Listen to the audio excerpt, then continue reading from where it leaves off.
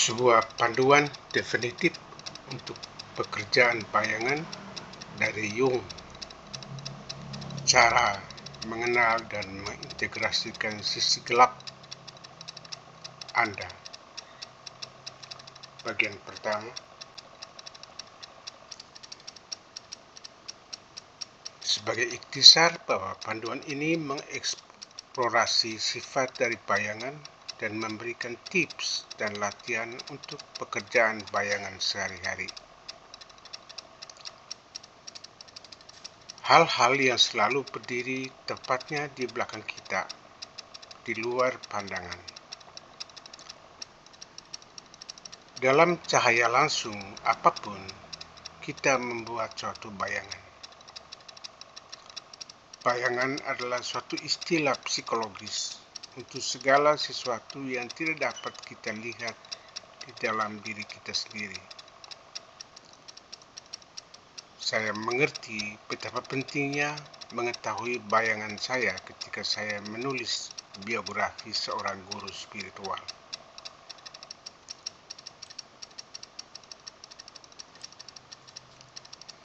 Sebagian besar dari kita berusaha keras untuk melindungi citra diri kita dari sesuatu yang tidak menarik atau tidak dikenal. Jadi lebih mudah untuk mengamati bayangan orang lain sebelum mengakui bayangan kita sendiri. Melihat bayangan seorang guru spiritual membantu saya memahami bagaimana seseorang dapat menunjukkan karunia dalam suatu bidang kehidupan sambil tetap tidak menyadari perilaku buruk di bidang yang lain. Setiap manusia rentan terhadap hal ini. Saya menemukan bagaimana bekerja dengan bayangan saya sebagai suatu proses yang bermanfaat namun menantang. Menjelajahi bayangan kita dapat mengarahkan kita pada keaslian, kreativitas, energi, dan kebangkitan pribadi yang lebih besar. Proses introspektif ini sangat penting untuk mencapai usia dewasa yang matang, atau lebih jarang daripada yang dipikirkan oleh kebanyakan orang. Mari kita periksa apa bayangan itu dan bagaimana bayangan itu muncul.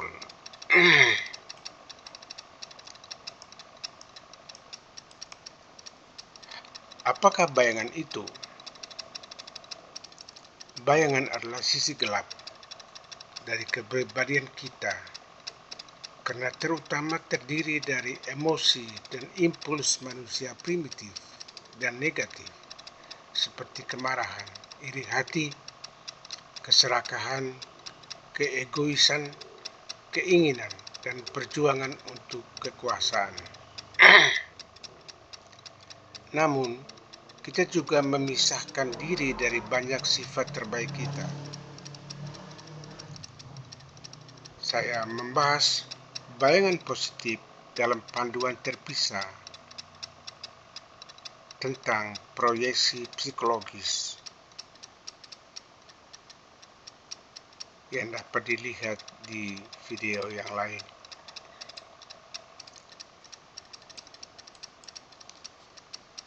Semua yang kita sangkal dalam diri kita, apapun yang kita anggap sebagai inferior, jahat, atau yang tidak dapat diterima, menjadi bagian dari bayangan. Apapun yang tidak sesuai dengan sikap sadar yang kita pilih tentang diri kita, terdegradasi ke sisi gelap ini. Bayangan pribadi adalah dari kita yang tidak diakui. Diri dari bayangan inilah yang mewakili bagian-bagian dari diri kita yang tidak lagi kita klaim sebagai milik kita sendiri, termasuk kualitas positif yang melekat. Bagian dari kepribadian kita yang tidak diperiksa atau yang tidak diakui ini tidak pergi kemanapun. Meskipun kita menyangkalnya dalam upaya kita untuk mengusirnya, kita tidak menyingkirkannya. Kita menekannya. Itu adalah bagian dari ketidaksadaran kita. Ketidaksadaran sebagai segala sesuatu yang tidak kita sadari.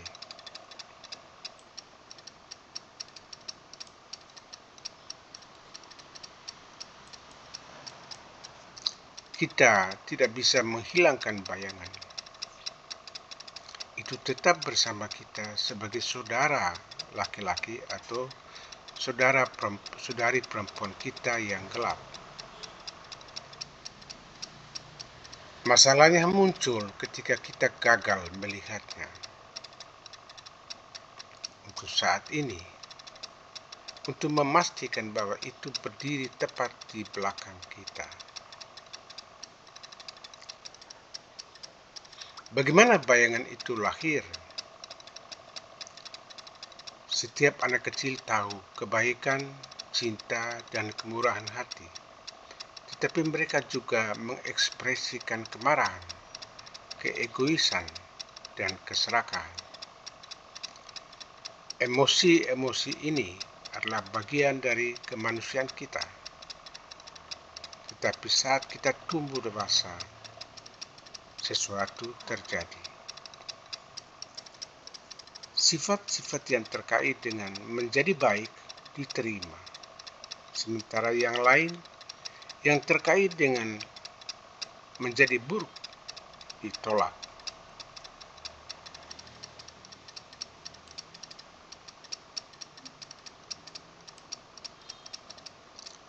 Kita semua memiliki kebutuhan dasar manusia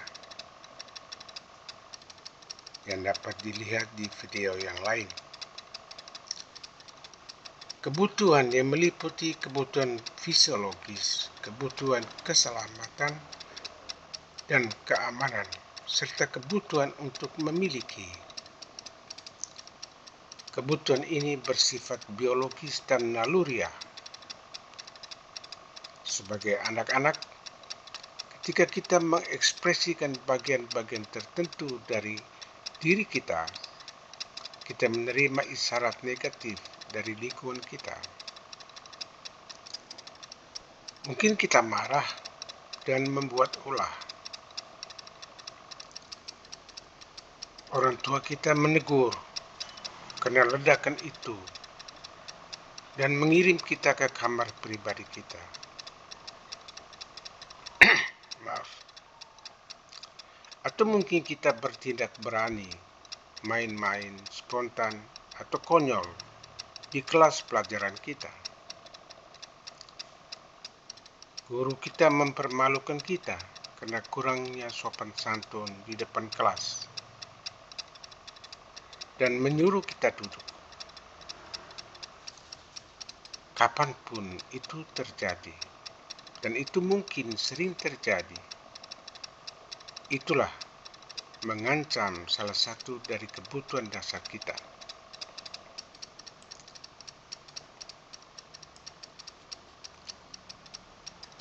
Apakah ketidaksetujuan orang tua kita mengancam keselamatan kita?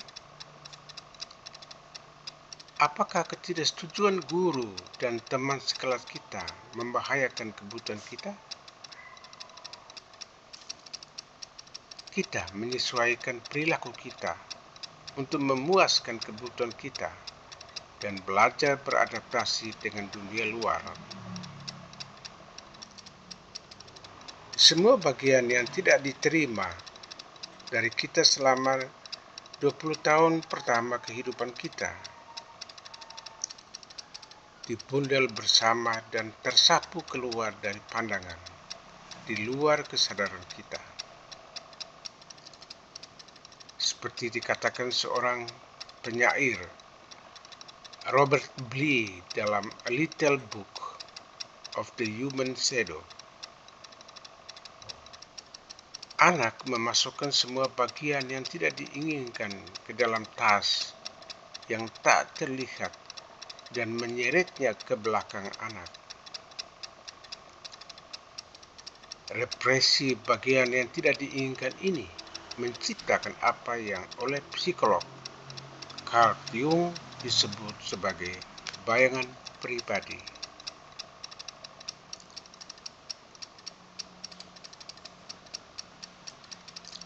Seperti yang ditulis oleh Jung dalam Psikologi dan Alkimia, tidak ada cahaya tanpa bayangan, dan tidak ada keutuhan psikis tanpa ketidaksempurnaan.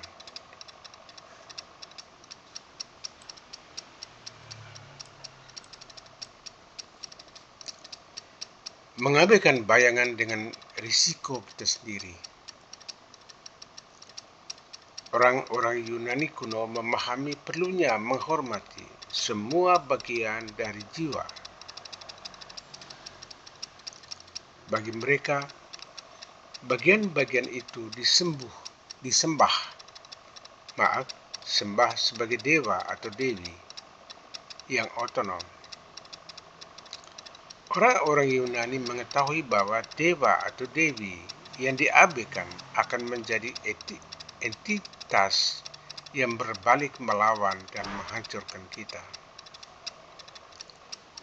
Setiap bagian yang kita ingkari dalam diri kita akan berbalik melawan kita.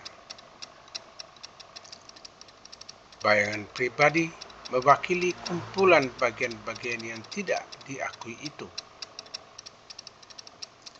Inilah masalahnya. Bayangan dapat beroperasi yang sebagian besarnya secara independen tanpa kesadaran penuh kita. Seolah-olah diri sadar kita berjalan dengan autopilot, sementara alam bawah sadar mengambil kendali. Kita melakukan hal-hal yang tidak akan kita lakukan secara sukarela atau kemudian menyesal jika kita menangkapnya. Kita mengatakan hal-hal itu tidak akan kita katakan. Reaksi wajah kita mengekspresikan emosi yang tidak kita rasakan secara sadar.